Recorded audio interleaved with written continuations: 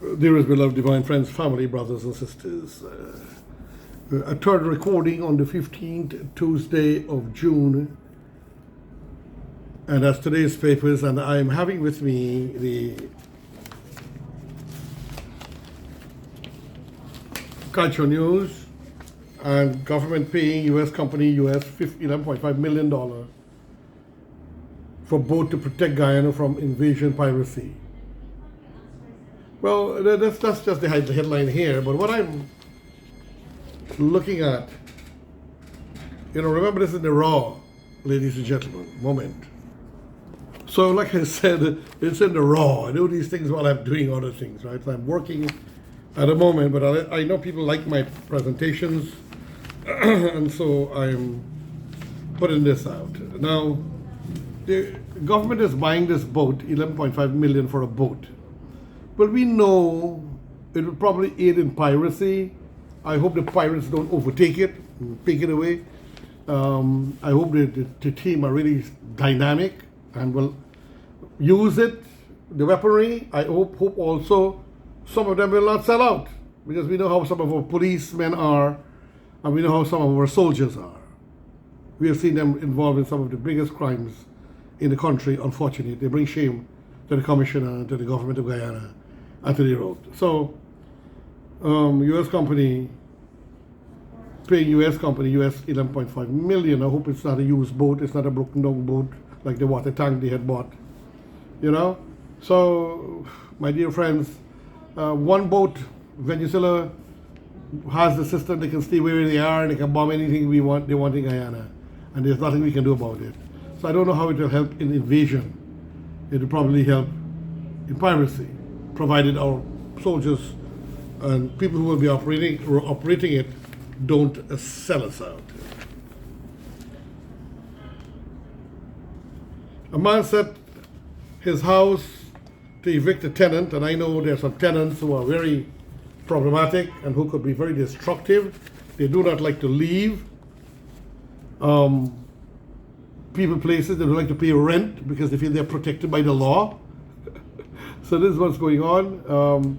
We need to treat rental of places, and I see it was done a few times, rental of places as a fraud. You can't afford to pay your rent, so you go and rent, and then you don't pay. I think the people will take you civilly to court, and you will do what the hell you want with the people's property, destroy and break it up.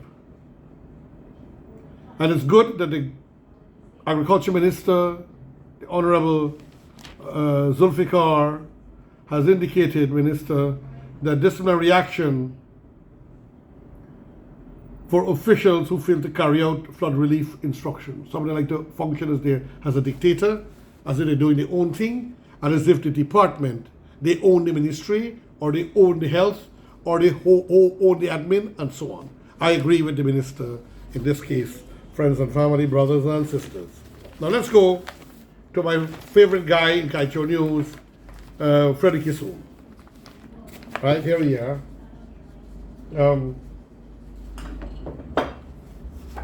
Here we are. The documents have the stamp of Thomas and Roopnarine. In the raw, our case Guyana Free Media. First of all, I must tell you that I'm extremely pleased that this government of Dr. Irfan Ali, of this cabinet, of this Prime Minister, Honorable Mark Phillips, Barajak Dale, this entire government has given the recognition to a man like Dr. Walter Rodney, a hero scholar that brought great joy and pride to Guyana, decimated, destroyed, wiped out, crushed, burnt, exploded by the hands of tyrants, vagabonds who want power. And some of them who were in the power last 2015 to 2020, they know and were involved in the murder of a great man, destroying his legacy and his family. Instead, they really thought they could have destroyed his legacy, but they ended up destroying their own legacy. Let me see what. So, applaud to President Dr. Irfan Ali and the cabinet and so on. There are 7 persons in Guyana that call themselves the Working People's Alliance. They are Dr. Clive Law. So he said there's just 7 people. That's the Working People Alliance. They can't win a seat. We know they did not win a seat in the last election, but they got a seat through the charity of the PNC. And the PNC, incidentally, was their greatest enemy. And Walter Rodney must be turning in his grave that for opportunism, to eat fat, to get fat, and to cause their belly to swell, they will sell his legacy and his wisdom. They are Drs. Clive Thomas, Maurice Odell, and Rupert Roopnarine, 2 of them from Buxton. Kikadiki, Kid Aki, Amsterdam, and Dion Abraham. The other 2 are Ali Majid and Takuma Ogunseye. Dr. David Hines usually takes over the writing of press statements when he was a constant visitor to Guyana. Because he is out, he's not part of what the 7 persons named above do. They do without him, and he also functions like his own Lone Ranger. That's David Hines. The WPA has issued 2 press releases. One is on welcoming the government's decision to officially recognize the legacy of Rodney. This was published on Saturday. The other was an explanation defending the WPA's decision to stay in the government with the PNC. They who hated the PNC which they say wiped out their leader and broke them and damaged and assassinated many of their leaders, imprisoned many of them, beaten many of them. They went into their bosoms so that they can suck juice, so that they could eat fat, and they could wax fat. That's the WPA, which has lost that grand respect of the people of this country. Looking at the 2 documents, any analyst who knows Guyanese political society knows that Amsterdam, Abraham, Majid, and Ogunseye could not write these outputs. I doubt that Dr. Odell had an input. The press releases have the stamp of Clive Thomas and Rupert Roopnarine. And he would know, because every person's writing style is unique, like a fingerprinting. Your writing style is very special and can be easily, if I'm to go write a letter and I'm trying to use a pen name to write the letter and I write my normal way, I will be easily picked up by people who are looking at or reading the article, because they will know my style, my dramatic, Roshanic style. Friends and families, ladies and gentlemen, yesterday I fulminated against the depravities in the Sunday release. He passionately then condemned it, so to say. I look at the statement, the second statement. When you examine the glaring political deceit in Sunday's offering, then your skin will grow, as I did in yesterday's column. I will quote from the item, then give my comment. So here is the item that he's quoting from that release that was published Sunday, ladies and gentlemen. Foremost on Rodney's agenda was national reconciliation. Reconciliation, different pronunciation, different people, in the form of a national government. For him, there could be no democratic solution outside national unity and reconciliation, and I believe in that.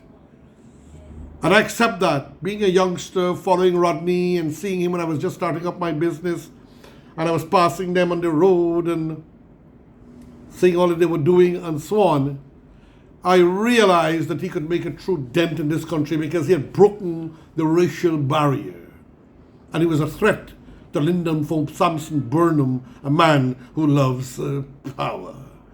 I believe in unity and reconciliation, but not with the PNC or the APNU as it is right now. They have to mature, my viewpoint here. They have to grow up. How can you have a reconciliation and a unity government with people who are dedicated to wipe you out and who will not accept that you have won the elections, even though you have? Who are these people? these psychos who are now in that great party of Hugh Desmond Hodge. I continue. His comment now. He's commenting, Freddie Kissoon.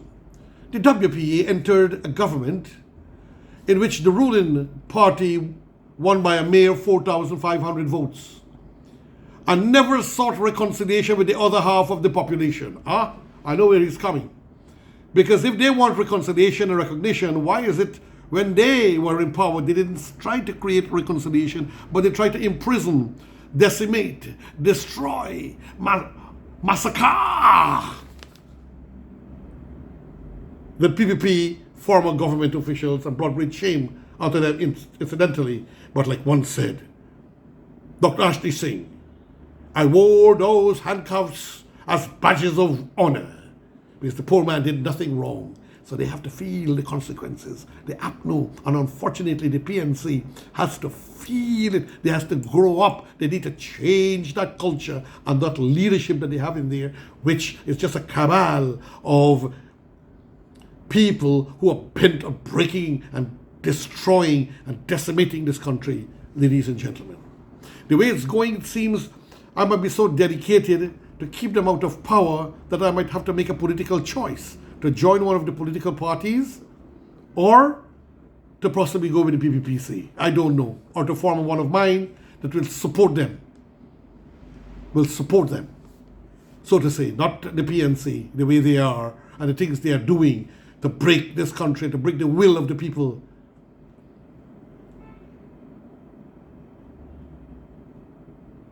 So they never saw it. So let me continue with the article. On the contrary, the PNC-WPA government sought vendetta. Exactly what I was saying, ladies and gentlemen. I didn't read the article. They sought vendetta, vengeance, in the raw. RK is Guyana Free Media.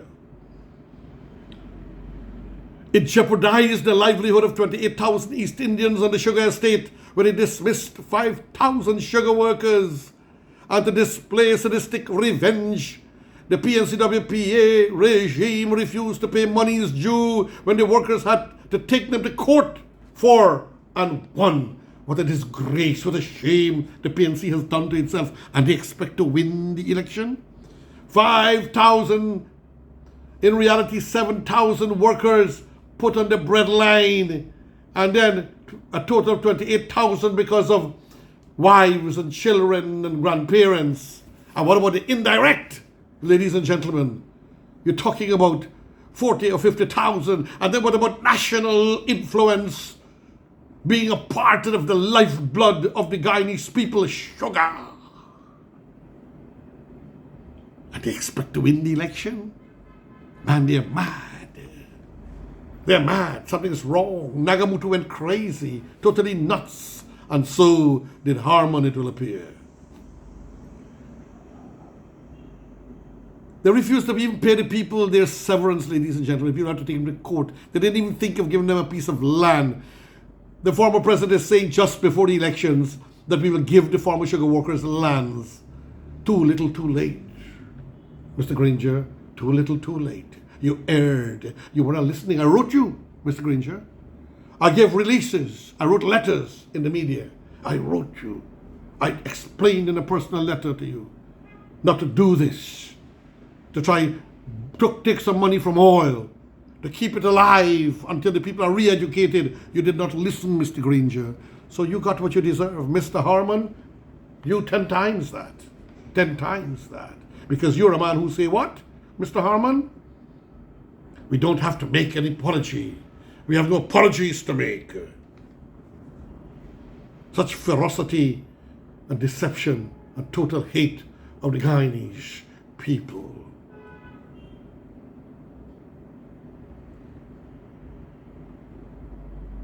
Two of the WPA stalwarts, Maurice Odell of Nissil and Clive Thomas of Gaisuko, had direct policy control of the sugar industry. Imagine that. They had it. They had their finger on the pulse of Gaisuko. Quote, Rodney accepted that the PNC embraces free and fair elections as normative and eschews dictatorship must be part of Guyana's solution. He's giving us a quote. I'm going to read it again. Rodney accepted that the PNC embraces free and fair elections as normative, as it's a normal kind of thing, normal democratic thing, and eschews dictatorship must be a part of Guyana's solution, but dictatorship must be the only way out for the PNC, according to a quote that Freddie KISSOON is giving us here, and his comment on that. But the BBP, which accepted free and fair election, and which represented a majority of the electorate in 2015, was not consulted to be a part of Guyana's solution. So how do they expect to be consulted? They are running to CARICOM. They are running to the United Nations. I say they got to put their hand together like in a begging bowl and go beg forgiveness and go down to the president's foot and apologize. And only then I would recommend that maybe they should think about it slowly, albeit very, very slowly, so that in another 50 or 60 years, that might be possible. But now, no, I disagree.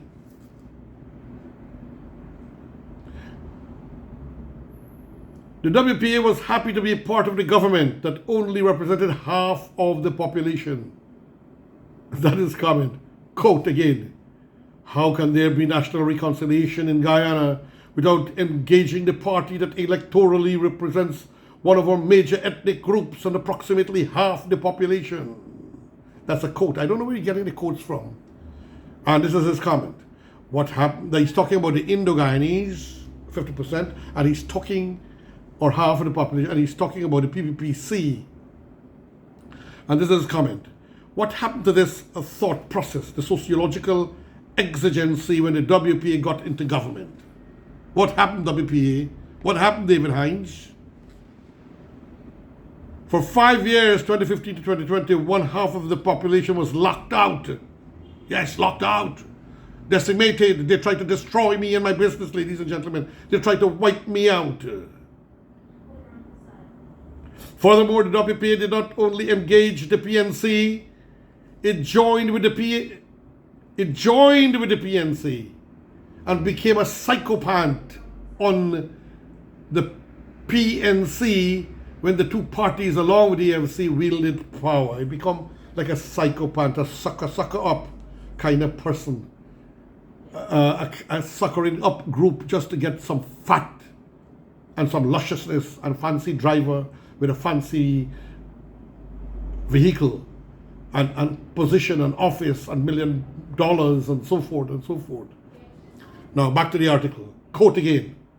The WPA left APNO after it was satisfied that it had exhausted all available avenues to get the post-Corbyn PNC dictatorship to honor a mutual commitment to enlighten the coalition politics. Let me read again. The WPA left APNO after it was satisfied that it had exhausted all available avenues to get the post-Corbyn PNC leadership to honor a mutual commitment to enlighten the coalition politics.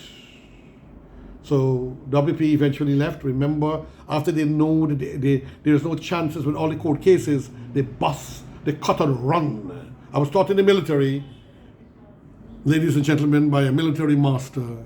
When you hear in the national service of the army, you stay and bun or you gotta cut and run.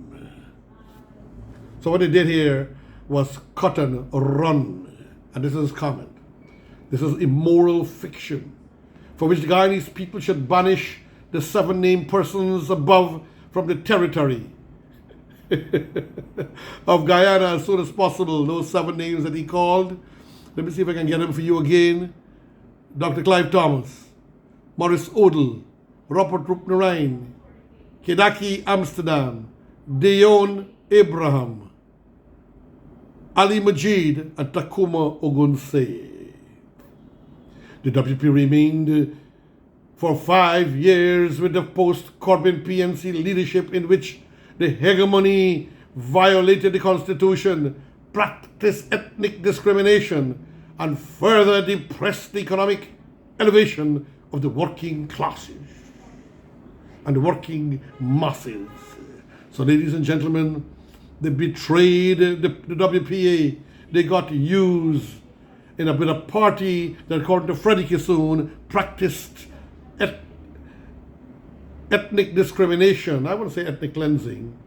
No, ethnic discrimination and economic elevation, depressed the economic possible elevation of the working class. The only reason, Freddie is saying, the WA pulled out of the APNU was when in September 2020, PNC leader David Granger chose the second choice person to sit as WPA parliamentarian over the first choice individual of Mr. Granger. If Mr. Granger did not do that, WPA today, Tuesday, June 15, will still be part of the APNU because he chose someone else to sit.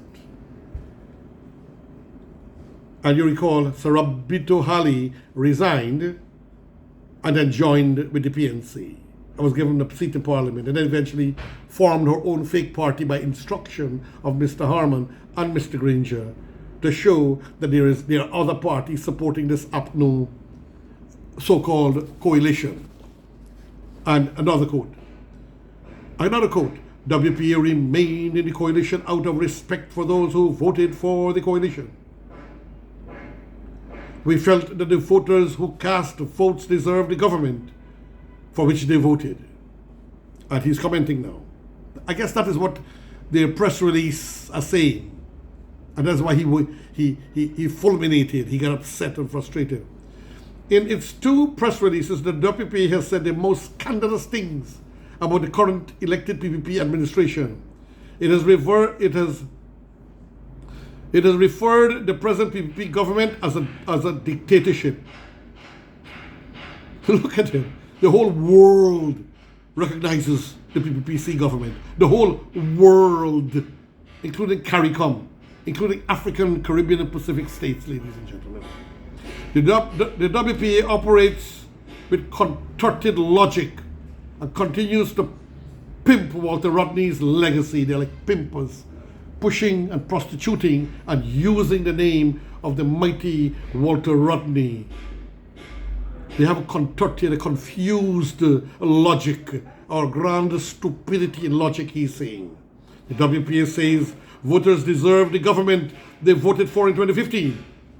Why the voters do not deserve the government they gave the ballots to in 2020? Precisely. Right, Freddie? So why they don't deserve this government? And why you do not want to accept it? Aren't you ashamed and you bereft of intelligence? WPA?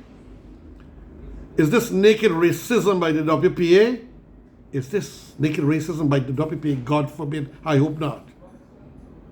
When blacks vote for the PNC, it is all right. But when Indians vote for the PPP, it is wrong.